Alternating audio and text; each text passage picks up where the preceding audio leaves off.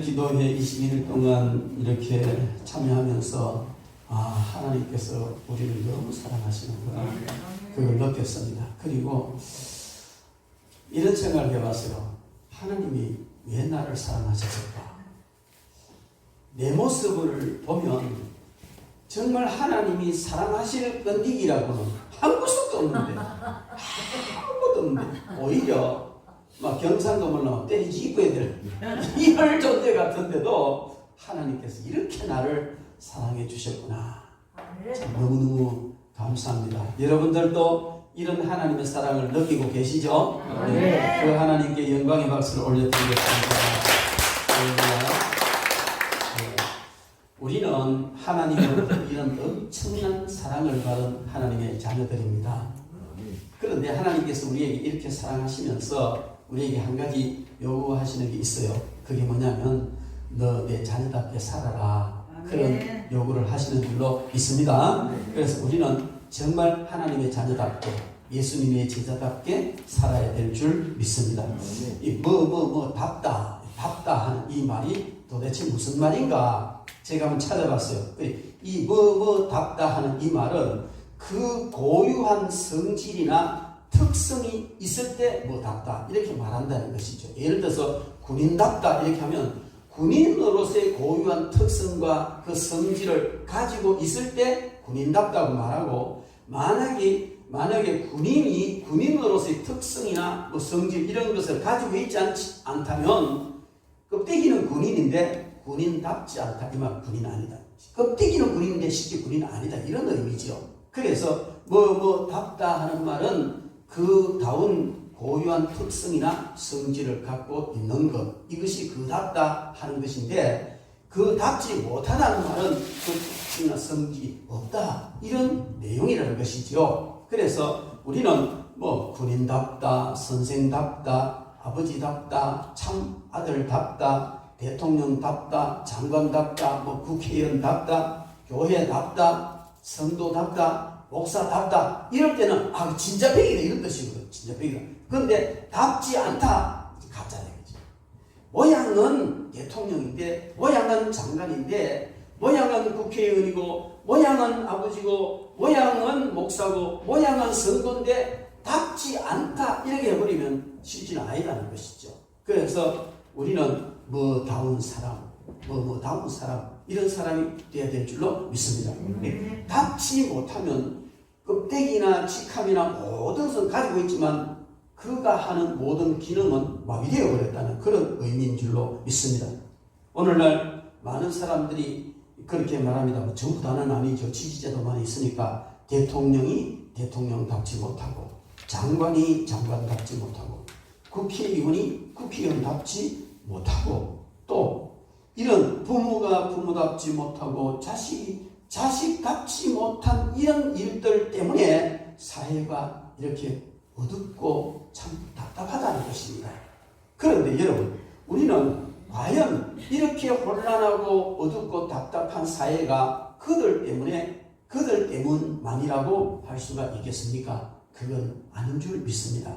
정작 그 책임은 바로 진정 교회가 교회답고, 성도가 성도답고, 목사가 목사답기만 해도, 그렇게만 해도 오늘 이 어둡고 혼란하고 살맛나지 않은 이 사회가 정말 밝고 살맛나는 그런 세상이 될 줄 믿습니다. 왜냐하면 성도가 성도답고 교회가 교회답고 목사가 목사다우면 바로 우리를 빛이라 소금이라 했으니까 이 어두운 세상을 밝히고 살맛 안 나는 세상에 살맛나게 만든다는 겁니다. 하나님의 관심은 어디 있느냐면, 세상 사람들이 그답지 못하게 사는 것도 마음 아파하시지만 하나님이 가장 마음 아파하시는 것은 교회가 교회답지 못하고, 성도가 성도답지 못하고, 목사가 목사답지 못한 이것 때문에 하나님이 마음 아파하시는 줄 믿습니다. 성경 전체를 읽어보면요, 하나님께서 세상 그 어디에 소망을 두고 세상 그 어떤 것으로 세상을 변화시키려고 하신 그런 흔적은 잘 보이지 않습니다. 가끔 하나님께서 큰 권능으로 세상의 군왕들도 쓰고 하셨지만 가장 근본적인 핵심은 뭐냐면 하나님께서 사랑하시고 하나님이 아끼시는 하나님의 백성들을 통해서 세상을 변화시키고 세상에 정말 아름다운 그런 역사를 일으키시기를 원하셨다는 겁니다. 그런데 하나님의 심판, 하나님의 아픔은, 하나님의 괴로움은 항상 하나님의 백성이 하나님의 백성답지 못할 때에 하나님이 아파하셨고, 하나님의 백성이 하나님의 백성답지 못할 때 하나님은 심판하셨던 것을 우리는 잘 알 수가 있습니다. 그러므로 우리는 이 시대에 정말 성도다운 성도, 목사다운 목사가 교회다운 교회를 만들어가는 것, 이것이 가장 중요한 일이고 바로 저와 여러분들에게 부여된 그 어떤 사명보다도 가장 근본적이고 중요한 사명인 줄 믿습니다. 할렐루야. 자, 그러므로 우리는 정말 성도다운 성도, 목사다운 목사가 되어서 교회다운 교회, 교회다운 서구산 교회를 만들어 가야 될 줄 믿습니다. 그건 우리가 해야 될 일인 것입니다. 그러면은 우리가 어떻게 해야 성도다운 성도가 되고 목사다운 목사가 되어서 교회다운 교회로 세워갈 것인가? 오늘 이 성경 말씀 읽은 이 내용이 바로 그 방법을 우리에게 가르쳐주고 있습니다. 그 중에서도 가장 핵심적인 것은 바로 오늘 18절 말씀입니다. 우리 다 같이 한번 읽어보겠습니다. 자녀들아, 우리가 말과 혀로만 사랑하지 말고 행함과 진실함으로 하자. 그 말과 혀로만 많이 하는데 진실함이 깃들어진 행함이 없기 때문에 성도답지 못하고 목사답지 못하고 교회답지 못하다는 것입니다. 그것을 하기 위해서 우리는 먼저 행함과 진실함으로 해야 될 줄 믿습니다.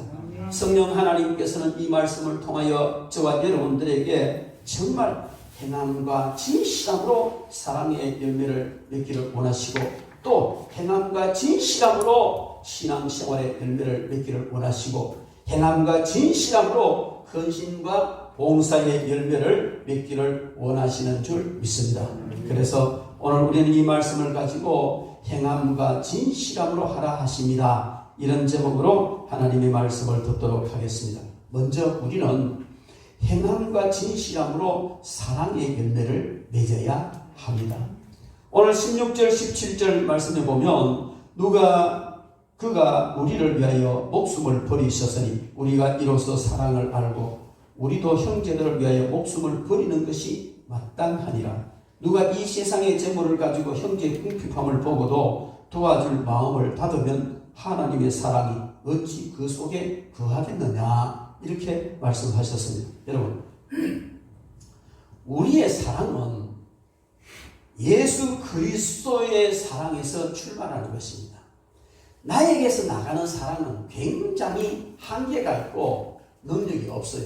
우리에게서 나가는 사랑은 상대적이기도 하고 조건적이기 때문에 사랑하다가도 수틀리면 미워하고 사랑하다가도 무엇이 좀 하면 원수되어버리고 이렇게 됩니다. 그런데 그렇지 않은 우리가 정말로 행함과 진실함으로 해야 될 사랑의 근원, 사랑의 그 기초는 어디냐면 예수 그리스도의 사랑입니다. 오늘 16절 말씀에 그가 우리를 위하여 목숨을 버리셨으니 우리가 이로써 사랑을 알고, 여러분, 나를 위하여 사랑한다 하지만은 나를 위하여 목숨을 버려준다면 더 이상 무엇으로 사랑을 증명하라고 할 필요가 있겠습니까?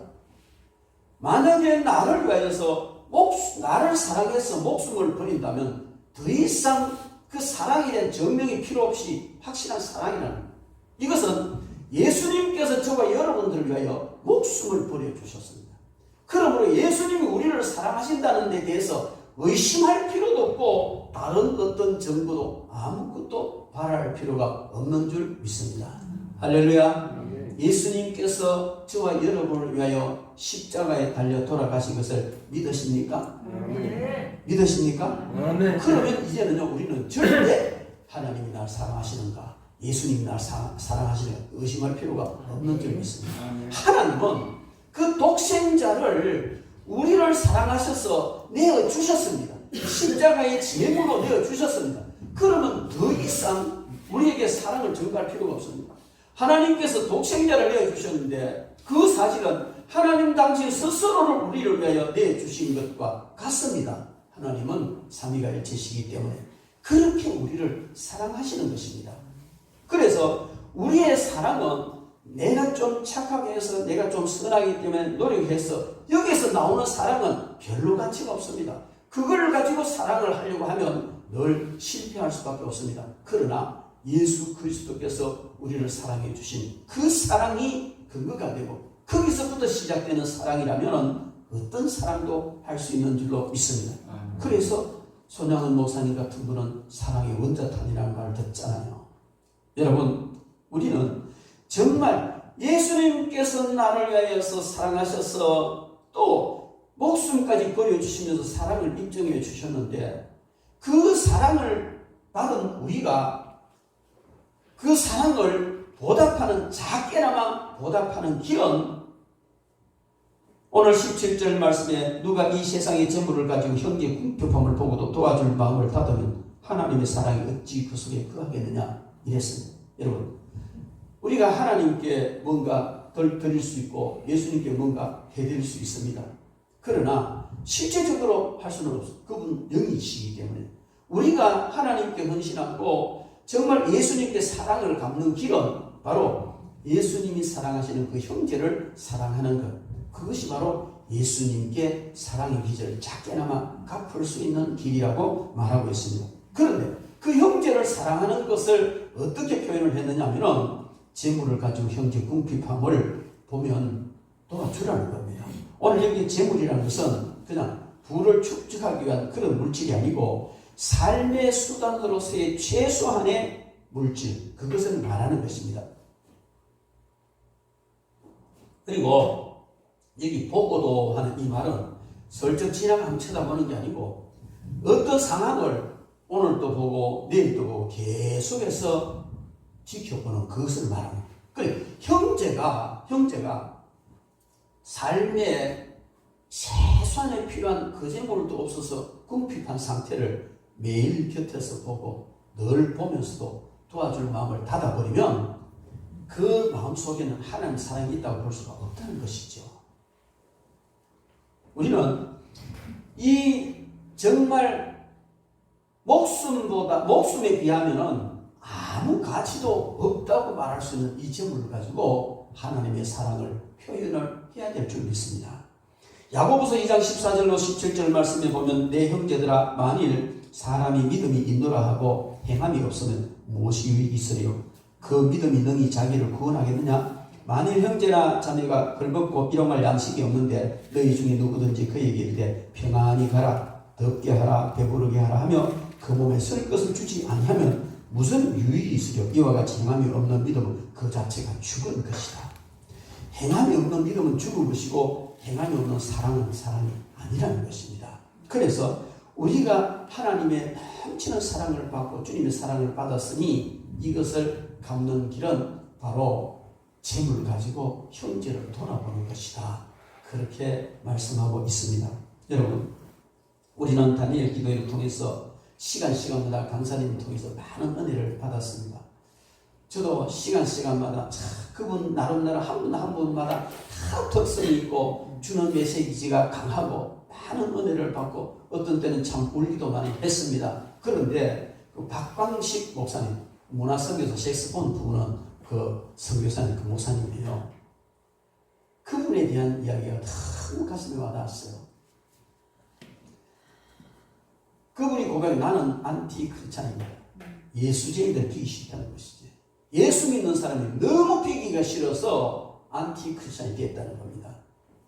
왜냐하면 예수 믿는 사람들이 예수 믿는다 하면서도 예수님 없는 것 같은 삶을 사는 그것이 너무 꼬라지가 비기 싫어가지고 그냥 예수님 없다, 하나님 없다는 것을 내가 증명해 보여야 된다. 이래가 도서관에 가서 열심히 예수님 없다는 걸 증명하려고 공부는 하던 그게 되는 신학 서적을 뒤비가지고 막 연구하다가 예수님을 만났다는 거예요. 그렇습니다, 여러분. 그래서 예수님을 만났는데 막상 그렇게 해놓고 예수님을 만나서 예수님을 믿고 보니까 자기가 그렇게 했는데 내가 또 다른 사람처럼 예수 믿으면서도 예수 없는 것처럼 그런 삶을 살면 안 되겠다는 그런 생각이 들었다는 것이죠. 그래서 어떻게 해서든지 예수 믿는 사람들답게 살아야 된다. 예수 믿는 사람답게 살아야 되겠다. 그렇게 각오를 했는데요. 그렇게 각오를 딱 하고 나니까 가장 먼저 성경 말씀에 딱 와서 부딪히는 게 뭐냐면 어떤 부자 청년이 예수님께 와 선생님이 내가 어떻게 영생을 얻으리까 물었어요. 그때 예수님께서 네가 계명을 지켰느냐? 예, 어릴 때부터 다 지켰습니다. 사랑하시면서 네게 한 가지 부족한 것이 있다. 뭡니까? 네게 있는 재산을 다 팔아서 가난한 사람 나눠주고 나를 따르라. 그러니 이 부자가 너무 답답하고 그걸 할 수가 없어 쓸쓸한 모습으로 뒤돌아갈 때 예수님께서 제자들을 향하여 봐라. 저런 부자는 천국에 들어가기가 낙타가 바늘구멍으로 들어가는 만큼 어렵다. 그런 말씀을 해주셨잖아요. 이게 다 와닿는데 정말 예수 믿는 사람답게 믿어야 되겠다고 각오했는데 주님께서 네 모든 것 다 팔아가 가난한 사람 나눠주라. 이게 딱 와닿았다는 것이죠. 그래서 고민을 하다가 이제 뭐 재산 다 팔아서 나눠줄 수는 없고 앨범을 냈는데 그냥 하나님 이 앨범 수익금 몽땅 하나님 드리겠습니다. 자기는 물론 그때 뭐 앨범이 많이 팔리기로 기대도 안 하고 일단 그렇게 이제 얼버무려 나갔는데 엄청나게 팔려나가는 거예요. 그래서 그걸 드렸다는 겁니다. 드렸는데 아프리카에 만불 것도 1200만 원 정도 되는데 그걸 드렸는데 아프리카에 우물을 팠는데 그 우물을 판 그것 때문에 3,000명이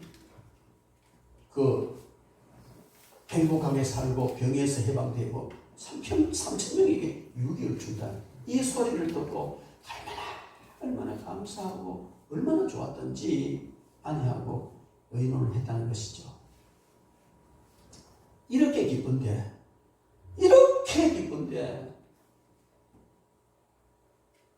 기쁜 일을 왜 안 해야 되냐? 하자. 아내하고 의논을 했는데 그 아내가 또 대단한 분이에요. 아니, 합시다. 그래서 이 기쁨을 누리고 이 은혜를 받고 나니까 내가 가지고 있는 것보다도 남에게 나누어지는 것이 훨씬 더 유익이다. 훨씬 더 가치 있다는 것을 깨닫고 자기 집인 아내와 의논을 해서 자기 집에 있는 적금 통장 해약하고 결혼반지 팔고 그 아들셋 돌반지 다 팔고 있는 다 팔아가지고 인도에 병원 세우고 탈북자들 돕고 장애인 돕고 국내에 가난한 사람도 다 풀어줬어요. 그러면서 우리가 만약에 뭔가 필요하면 하나님 주시겠지. 주시지 않더라도 우리가 이 기쁜 일을 하자. 그래서 헌신을 했는데요. 참 그분의 삶이 얼마나 아름다운지. 이슬람권에 가서 연주를 하면 찬송가를 연주하고 있을 수 없는 일이에요. 세계를 다니면서 연주하는데 하나님께서 그를 얼마나 축복해 주셨냐면 그 유럽의 최고의 색스폰 만드는 장인들, 최고의 장인들이 모여서 이 박강식 선교사님을 위한 특별 색스폰을 제조해 주는데 뭐 은으로 금으로 이렇게 해가지고 손가락 길게 다 맞춰가지고 그렇게 만들어준 그 색스폰을 가지고 세계를 다니며 연주하는데 제가 지금까지 색스폰 연주 들어본 중에 이같이 좋은 연주 들어본 적이 없어요. 어떻게 색스폰이 저런 소리를 낼 수 있을까 싶을 정도. 묘하게 음이 겹쳐지는데도 전혀 부딪히지 않으면서 제가 그 색스폰 연주를 들으면서요. 진짜 너무너무 황홀했습니다. 하나님께서 그런 재능을 주시고 그런 은혜를 주셔서 세계를 다니면서 사역을 하시는데 나도 돈 벌면 저 박강식 목사님 도와줘야 되겠다. 저 사람 선교에 동참해야 되겠다 하는 생각이 들었어요. 여러분 얼마나 귀한 일인지 모릅니다. 바로 이것이 예수 그리스도의 사랑이죠. 그래서 그분이 하는 일은요. 교회와 세상의 장벽을 없애는 일. 교회 세상 장벽. 그래서 하는 것마다 미안하다고 자기가 대신 사과하고 그런 연주로 마음을 달래주고 너무 아름다운 사역을 하는 것 우리가 보지 않았습니까? 여러분 그렇습니다. 우리는 하나님의 큰 사랑을 입었습니다. 그분은 그것으로 했지만 하나님께서는 우리 각자에게는 또 다른 우리 나름대로의 뭔가 사랑을 실천하고 정말 목사답고 성도다운 사랑의 실천자가 되는 길을 저 여러분들에게 성령께서 깨닫게 하실 줄 믿습니다. 순종하시기 바랍니다. 그 이후에 놀라운 역사가 일어날 줄 믿습니다. 그리 아니하실지라도 그것이 가장 귀한 길임을 믿고 나가야 될 줄 믿습니다. 마틴 루터 목사님은 유명한 이야기가 있습니다. 그분이 한 이야기 중에 사람이 회심을 하는 데는 세 가지 회심을 해야 된다는 겁니다. 그래야 온전한 회심이라는 것이죠. 첫 번째는 머리의 회심이라는 겁니다. 지적으로 아는 것이 정말 그리스도 중심으로 바뀌어야 진정한 회심이라는 겁니다. 제가 아는 어떤 건설회사 회장님 지금 쉬고 있는데 이분은 한학을 많이 했어요.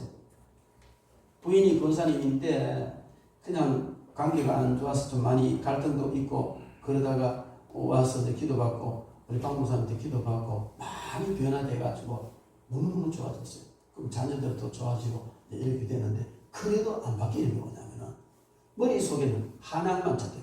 그러면 사자성어란 뒤 성경보다 그걸 항상 이야기하고 그거 중심으로 이렇게 하는 걸 보고 참 어렵다 하는 생각을 했어요. 여러분 우리가 회심을 하려면 정녕 우리의 머리는 지식이 모든 것이 그리스도 중심으로 변화되는 것이 우선이라는 겁니다. 그리고 우리가 진정한 회심을 하려면 이 가슴이 마음이 회심이 되어야 된다는 겁니다. 마음이 바뀌어야만이 삶이 바뀌어지고 진정한 그리스도인으로서의 삶을 살아가게 되는 줄로 믿습니다. 그리고 마틴 루터 목사님은 세 번째로 바뀌게 되는 것은 돈 지갑이 회심을 해야 된다. 그렇게 말했습니다. 여러분 오늘 이 말씀과 너무 밀접한데 또 야고보서 2장 14절 17절 말씀과 너무 밀접한데 아무리 회개했다 하면서도 돈 지갑이 바뀌지 않으면 진정 회개한 거 아니에요. 왠지 다 걸려요. 아무리 주를 위해 살고 헌신하고 뭔가 하지만은 그러나 여기 딱 걸려버리면요 다 그것은 공수표처럼 말로 끝나버린다는 거예요. 왜 사람들이 말로만 할까? 이게 돈 지갑이 회심을 못하기 때문에 다 말로서 끝난다. 그래서 말로서 끝나지 않고 진정한 회개 역사 성도다운 성도의 삶을 살기 위해서는 이 돈 지갑이 해결해야 된다. 그렇게 마틴 루터 목사님은 이야기했습니다. 여러분 오늘 우리 다 같이 21절부터 24절까지 한번 같이 읽어보겠습니다.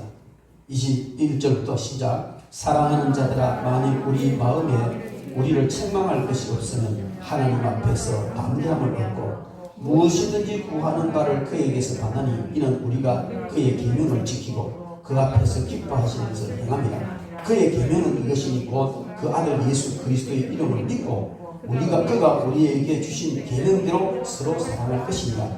그의 계명을 지키는 자는 주 안에 거하고 주는 그의 안에 거하시나니 우리에게 주신 성령으로 말미암아 그가 우리 안에 거하시는 줄을 우리가 아느니라. 이렇게 말하고 있습니다. 여러분 특별히 이 말씀은요 요한복음 15장 예수님께서 비유하신 비유와 연결이 되는데 예수님께서 십자가를 지시 그 전날 6월절 저녁에 곧 이 제자들과 헤어지고 십자가를 져야 되는 그 마지막 날 정말 소중한 그 시간에 한 가지 비유의 말씀을 해주셨어요. 그게 뭐냐면 포도나무 비유. 나는 포도나무다.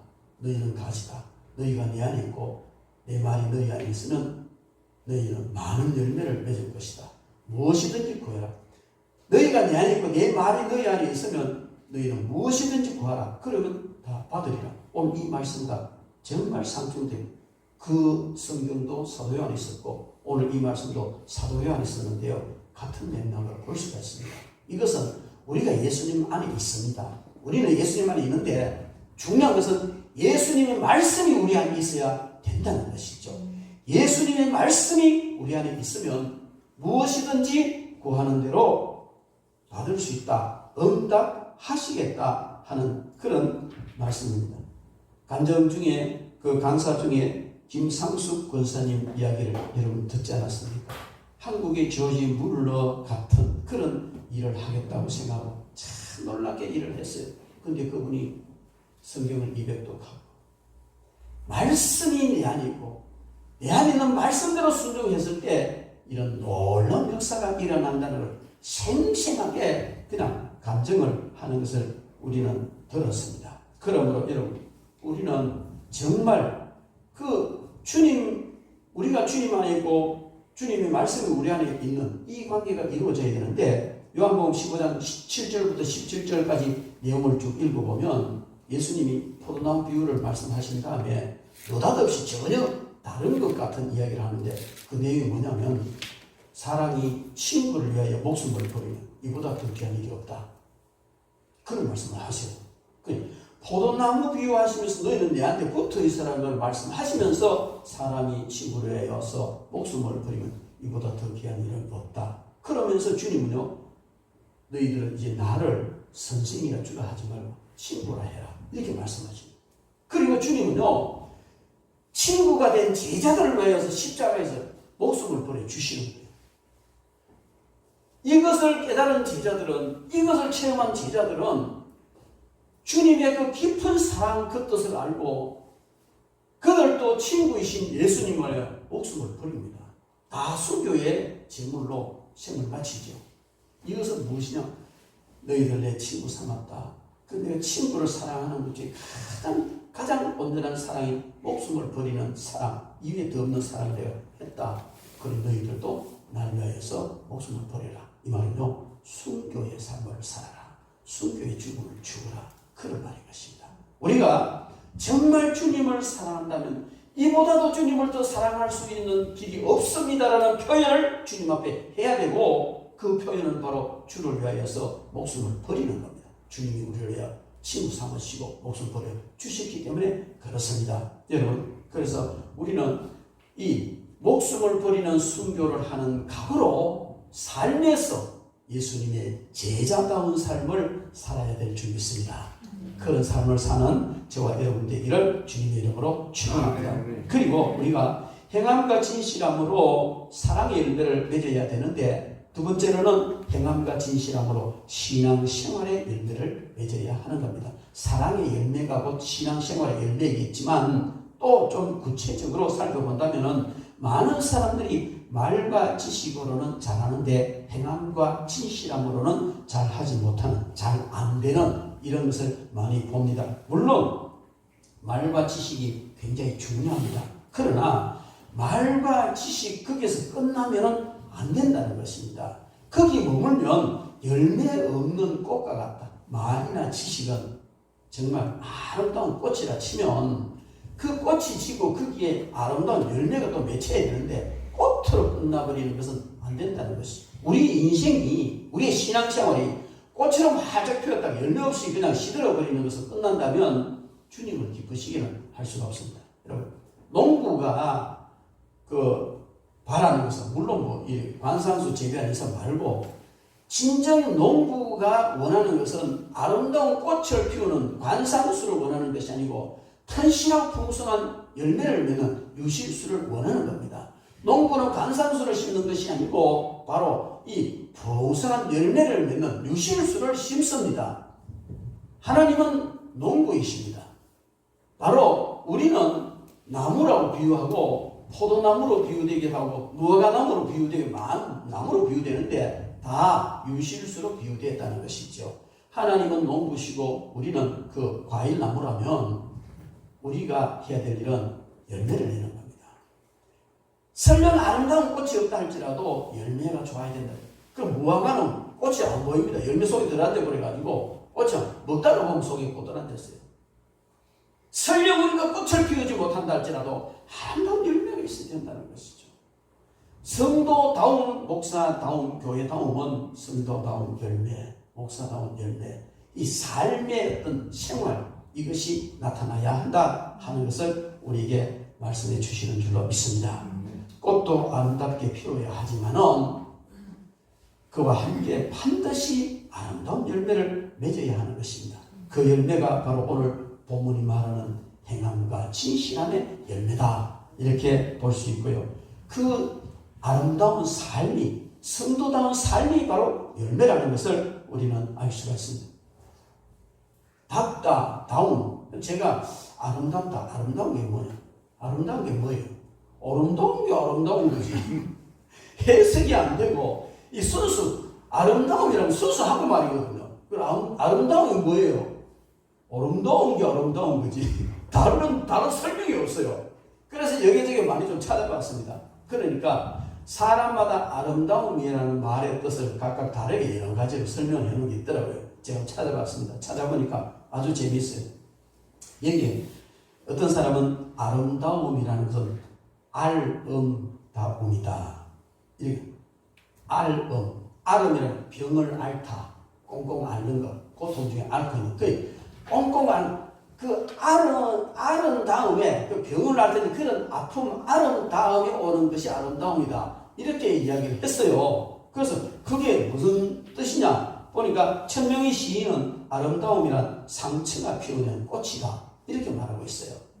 상처를 알고 슬픔을 사귄 사람이 아름다운 꽃을 피울 수가 있다. 그래서 아름다움은 앓고 난 뒤에 되어지는 사람다움이다. 이렇게 설명을 했습니다. 여러분, 앓는 동안에 그 아픔의 상처가 그 흔적이 되고 그 흔적이 시간과 더불어서 아름다운 추억이 되고 아름다운 삶을 만들어낸 것, 그것이 바로 아름다움이다. 이렇게 해석을 했어요. 저는 다니엘 기도회 동안 강사들의 감정을 들으면서 맞구나. 그 말이 참 일리가 있다. 그 강사님들 한 분 한 분들의 삶이 얼마나 아름답습니까? 그런데 그분들의 모든 거의 대부분 보면 처절하기까지 할 만큼 고통스럽고 질병 가운데 가정이 어려운 가운데 정말 그 중에 하나만 우리에게 와도 견뎌내기 어려울 만한 이런 것들이 겹겹이 쌓여서 고통 중에 있으면서도 그 고통을 잘 앓고 난 뒤에 이렇게 나타나는 모습이, 그 신앙의 모습이 그렇게 아름다운 신앙이더라는 것이죠. 여러분, 그렇습니다. 그 아픔의 모양과 깊이와 또 종류와 성격은 다 다르지만은 그 아픔이 만들어낸 아름다움, 그게 다 공통적이더라는 것이죠. 그래서 여러분, 우리는 정말 이런 아픔 속에서 아름다운 성도로 거듭날 수 있다는 것을 믿으시기 바랍니다. 그래서 아파본 사람만이 아픈 사람의 마음을 헤아릴 수가 있고, 아파본 사람만이 아픈 사람의 마음을 감싸줄 수가 있는 것입니다. 그래서 하나님께서 우리에게 아픔을 주시는 것 같아요. 안 아파본 사람, 아픈 사람 마음 모르거든요. 여러분들이 만약에 아픔이 있다면 하나님께서 이런 아픔이 있는 사람을 보듬어 주라고 하는구나. 여러분, 그렇습니다. 그 아픈 사람, 마귀 형제라는 분, 여러분 그냥 보셨잖아요. 이 친구가요, 젊을 때 모태 신앙이었던 것 같아요. 근데 세상이 너무 좋아가지고, 하나님, 제가 세상의 절반, 교회의 절반, 세상 쾌락도 즐기고 교회도 신앙생활도 이렇게 하다가 마지막에 죽기 전에 제가 완전히 하나님께로 옮겨져서 헌신하겠습니다. 이런 기도를 했다는 것이죠.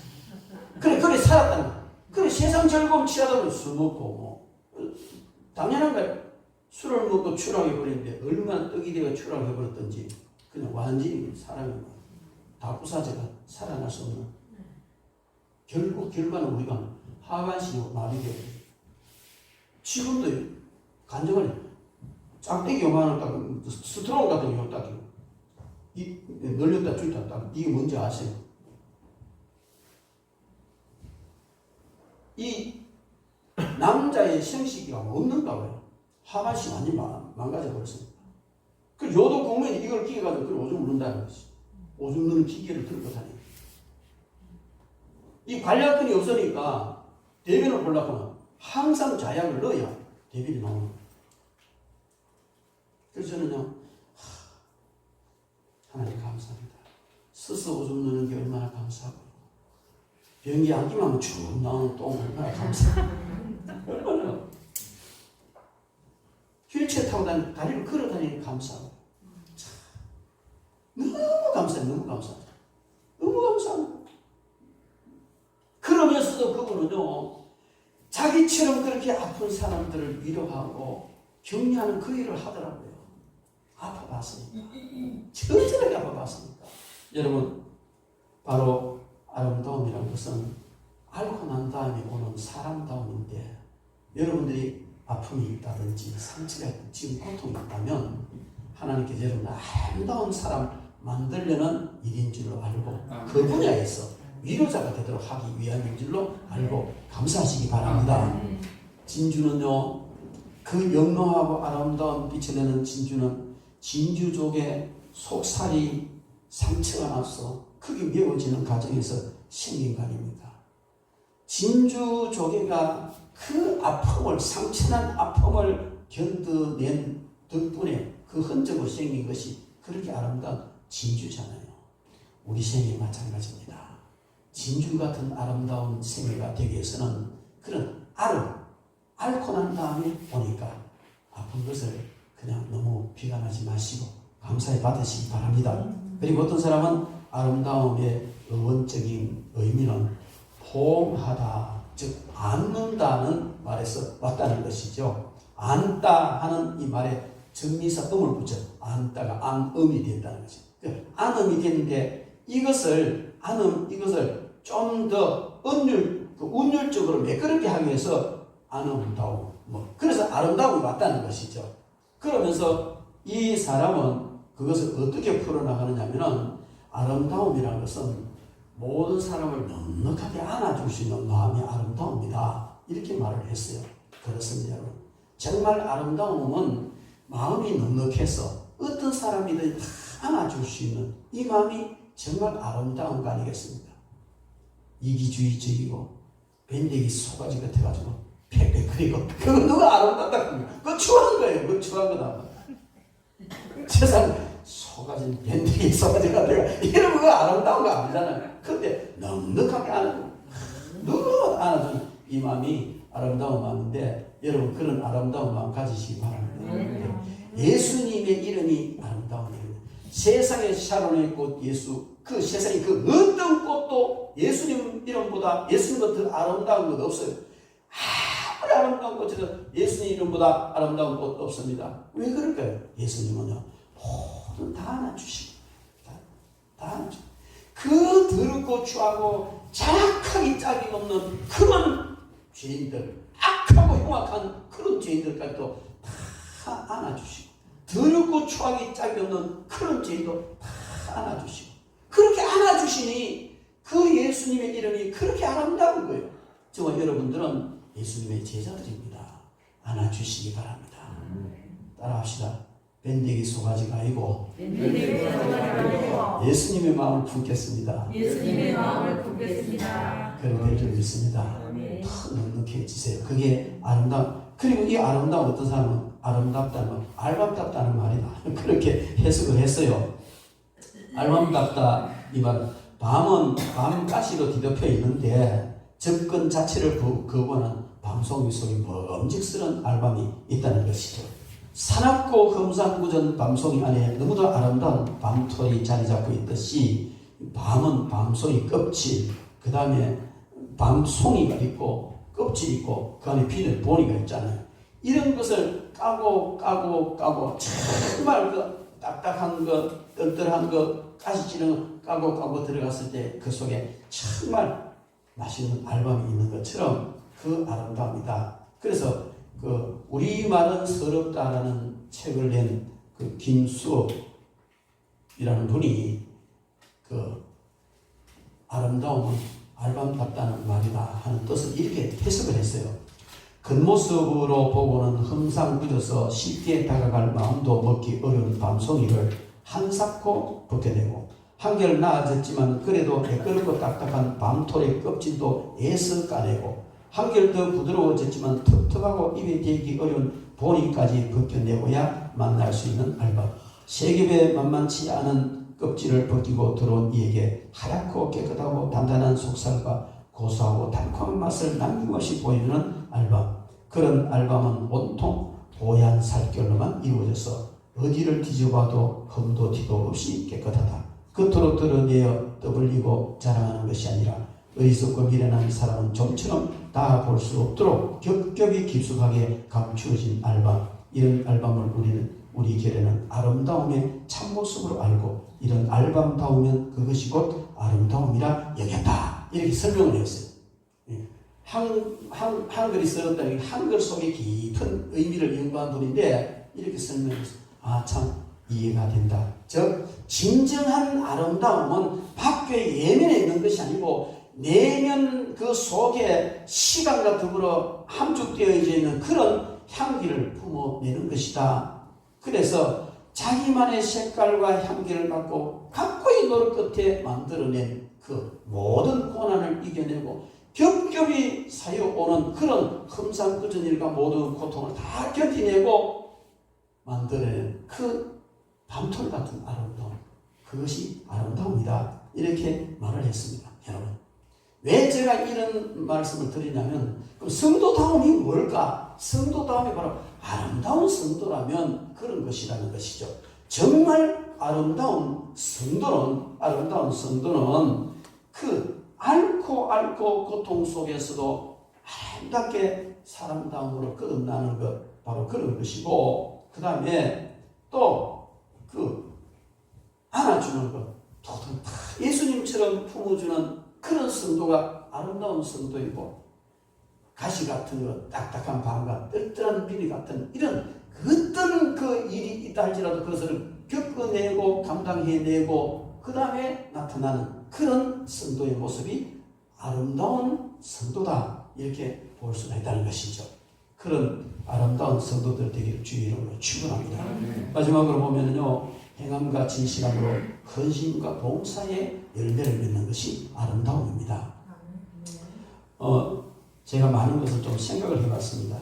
성도들의 아름다움이 헌신과 봉사의 열매를 내는 것, 그것이 진정 아름다움인데 왜 성도들이 아름답지 못하고 목사가 아름답지 못하고 교회가 아름답지 못할까?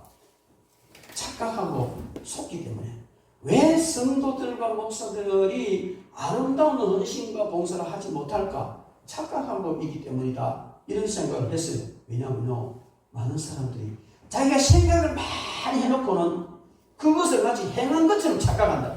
맨날 그거 해야 되지, 그거 하기를 바라고 하나님 하게 해주십시오. 맨날 이래놓고는 안 했어. 아무것도 안 했는데 마치 자기는 그걸 한 것처럼 착각한다는 거예요.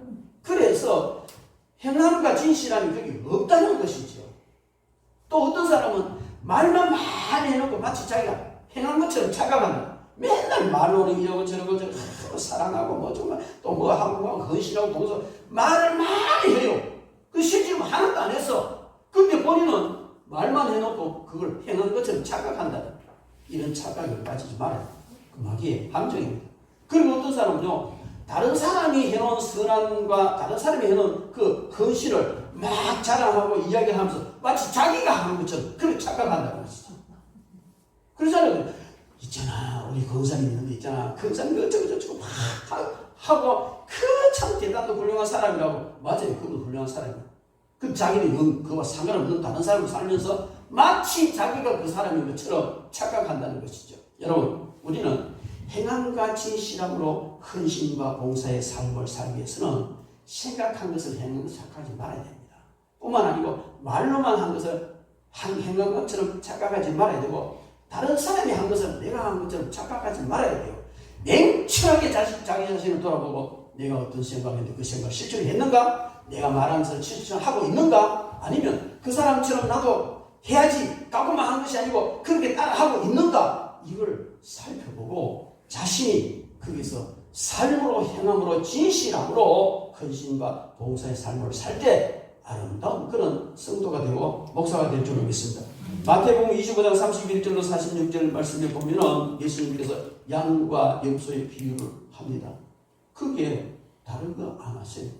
내가 줄일 때 먹을 것을 줬고, 내가 헐벗을 때 입혀줬고, 내가 갇혔을 때 너희 찾아와 봐줬다. 그런데 양과 같은 선생님, 주인이 언제 우리가 했습니까? 그런데 염소와 같은 사람은 언제 우리가 안 했습니까? 여러분, 그래서 한 줄로 착각한다는 거죠. 안 했는데 우리는 냉철하게 생각을 하고 정말 이 이 다니엘 기도회 동안에 그 강사님들 한 분 한 분들 바라보고 그들의 삶을 살펴보고 그분들이 감정을 할 때 그분들의 감정 속에 내가 들어가서 사는 것처럼 그렇게 해보고 난 뒤에 너무 부족함을 느꼈어요. 저는 정말 이 인간 목사답지 못한 인간이구나 철저히 깨달았습니다.